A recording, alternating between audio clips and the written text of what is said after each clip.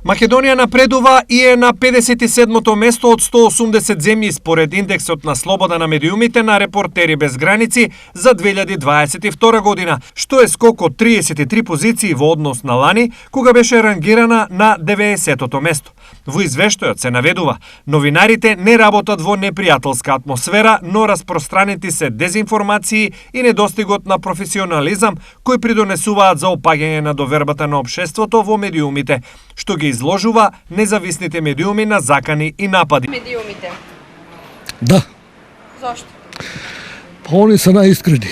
Има телевизии што лажно известуват, има некои реални.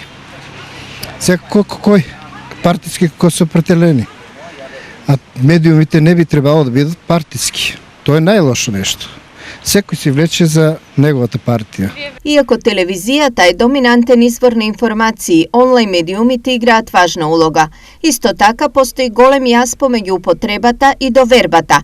Најгледаните ТВ станици имаат низок индекс на доверливост.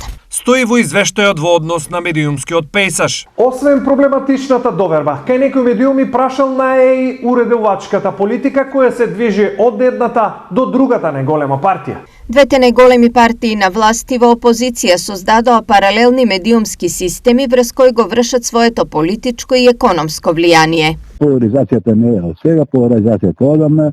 Има, два система постојат информативни, паралелни.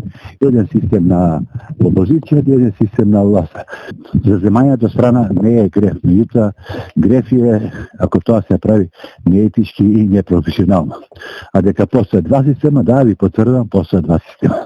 За економскиот контекст се вели дека, иако одредени видови медиумска концентрација се забранети со закон, редакцијата на некои од главните ТВ канали е изложена на економски притисоци од нивните сопственици. Државното финансирање е ограничено и е нетранспарентно, а независните медиуми во голема мера се потпираат на донаторите. Постои влијание меѓу маркетиншките агенции и одредени медиумски куки, се констатира во извештајот. Во однос на безбедноста се наведува дека, иако 2021 била релативно мирна, новинарите се често мета на вербални напади.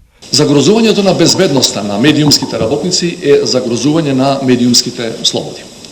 Заплашувањето, физичките напади, уцени, вознемирувањето на интернет, родово базираното вознемирувачко говорење, дискриминацијата и другите форми на притисок им оневозможуваат на медиумските работници да ја работат слободно својата работа.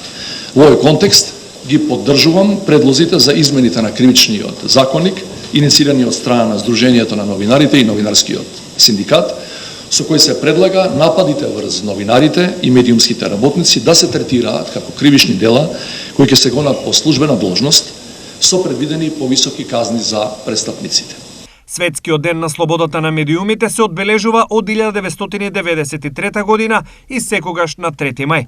Целта е да се промовира принципот на слобода на медиумите, да се истакне важноста на заштитата на медиумските слободи и борбата против сите форми на влијание врз медиумите, како и да се потсети на медиумските работници кои ги загубија животите при вршење на својата работа.